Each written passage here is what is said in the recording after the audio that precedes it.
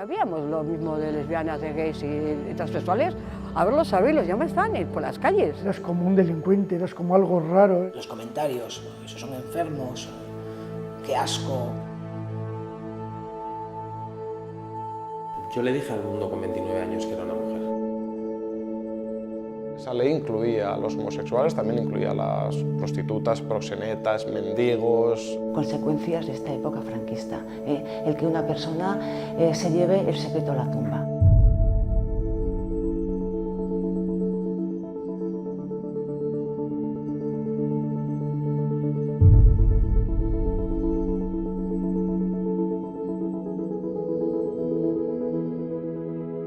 En el año 33 estaba la Ley de Vagos y Maleantes, que fue modificada durante la dictadura franquista para incluir a los homosexuales, lo que ellos entendían por homosexuales, porque dentro de ese saco incluían a gays, lesbianas, transexuales. Era un colectivo muy marginal, muy rechazado socialmente.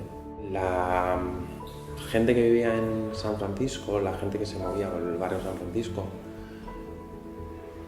no quería mezclarse ni relacionarse con la calle del lado, que era una calle de marginación y de prostitución.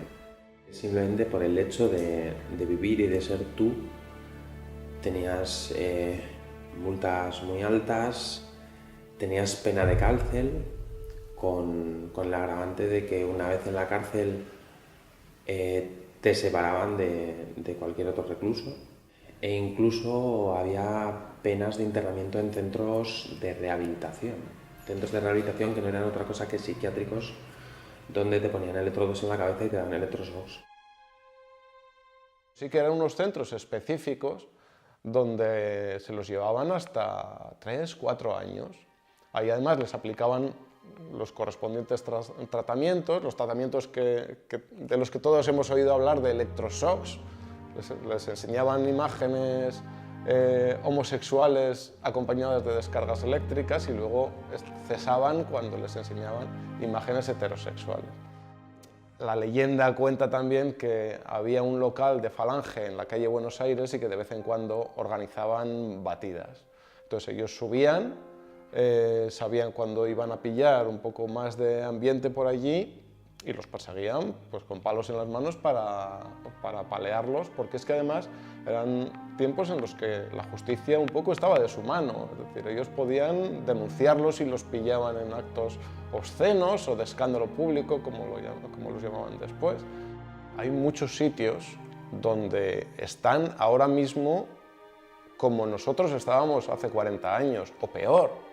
Hay sitios donde se condena a muerte por ser homosexual.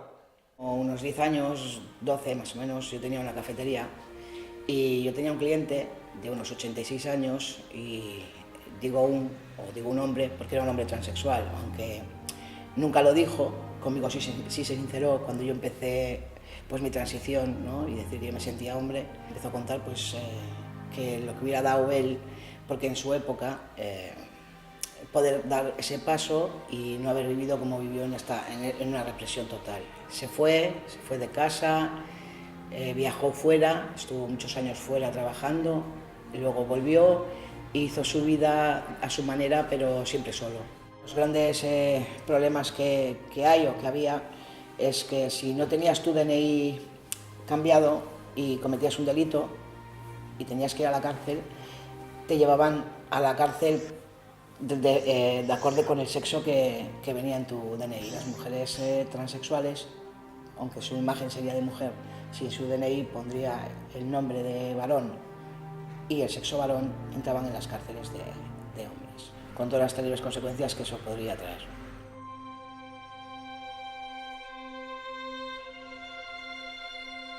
Llevo 30 años aquí viviendo, pero empecé con 13 años, que bueno, sí nacía en el Regato.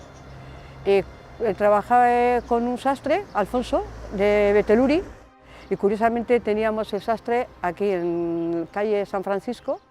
Íbamos a un local de variedades y era un local que había actuaciones de transformismo y había un chico como de unos 30 años de edad así tal que hacía un transformismo divino actuaba de canciones o cosas de su propia letras y música y todo, y a raíz de la anteúltima actuación se transformaba en chico. Y a nosotros aquí, incluso siendo lesbianas y gays que íbamos en cuadrillas, pues nos chocaba porque era la primera vez que veíamos un tipo de esas actuaciones. Y bueno, éramos muy acogidas y acogidos. Sí, conozco el caso de dos amigos, concretamente, de venir la policía, detenerles y estar los 2 días, 3 retenidos por la ley de vagos y maleantes.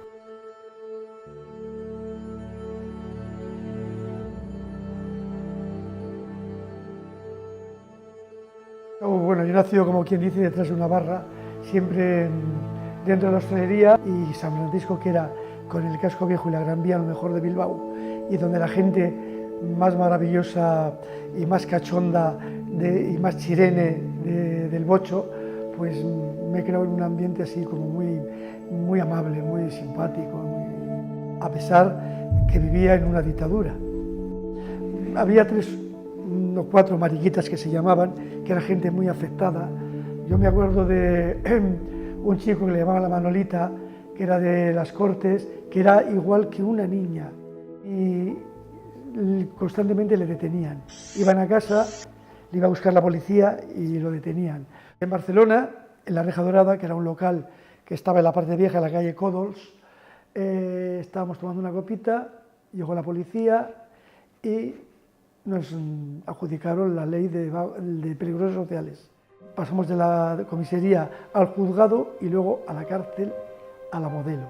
Imaginaros cómo se puede sentir un niño creyente, como todos los de la época, que creías que Dios existía, que te estaba protegiendo. Decía, esto no puede ser. ¿Qué he hecho yo? ¿Por qué estoy aquí? Yo solamente el recuerdo de ver a mis padres, yo entre rejas, en el penal de Burgos, llevándome de todo y sin saber qué decirles. Eso, y ver cómo sufrían, eso no se lo perdono a esa gentuza. Jamás se lo perdonaré.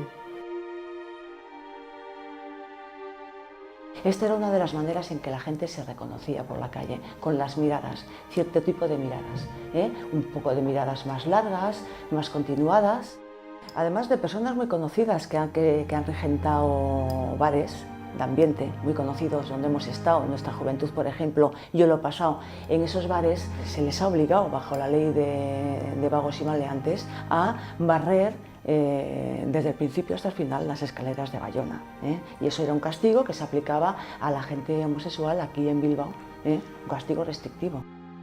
Sí que he tenido oportunidad de estar con personas mayores que han nacido justamente en esa época, cuando empieza todo el tema del franquismo, y que se han comido, por así decirlo, toda una época llena de represiones, y en los que han tenido que vivir en el silencio, en la ocultación, y la estigmatización de lo que ellos deseaban ser y ellos se sentían, ellos y ellas. He conocido casos muy tristes de mujeres que tienen claro que aún reconociéndose como lesbianas, como que les ha gustado toda la vida, unas mujeres han tenido que casarse, han tenido que convivir en un matrimonio heterosexual, han tenido sus hijos y con todo lo que ha conllevado, es decir, una vida marital, una vida de relaciones sexuales que no les ha gustado nada, que te reconocen que no les ha gustado nada, que las han tenido que sufrir, etc.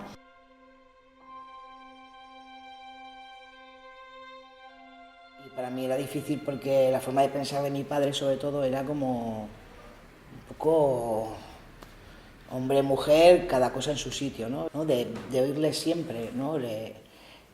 Los comentarios, esos son enfermos, qué asco, y te apagaba la tele si salía algún mariquita. Dice mi madre que decía, quiero un pitilín y un escalestri por el ranchero. Entonces, pero igual ellos pensaban que eran cosas de niños, de juegos, y cuando cogí el valor y le dije, apa, yo soy un hombre y si no soy hombre no soy feliz, se levantó del sofá, me abrazó, lloró conmigo y me dijo, aquí estoy para lo que quieras. Y con el orgullo que me lleva al pueblo cuando voy a verle, que soy su chaval, que soy su hijo, eso es impagable. Nosotros hace años tuvimos un caso que a mí me pareció súper curioso, ¿no? Fue la primera vez que nos reunimos con los padres de una chica transexual. La chavala en aquel momento tenía 15 años. Nos cogió a Ares y a mí, nos llevó aparte y nos dijo: yo he venido a esta reunión pensando voy a tener una hija prostituta. Y me voy de esta reunión, después de haberos conocido, sabiendo que voy a tener una hija que puede ser lo que quiera.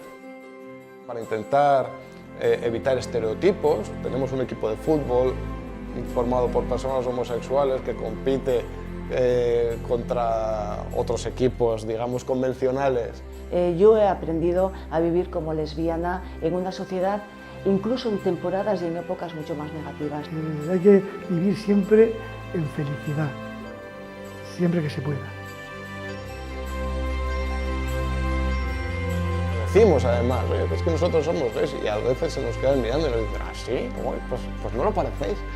Y bueno, pues que vamos avanzando mucho, mucho, mucho, mucho. Merece la pena mostrar tu afectividad y merece la pena vivir tal y como eres, porque lo único que tienes es por ganar, todo por ganar. Merece la pena.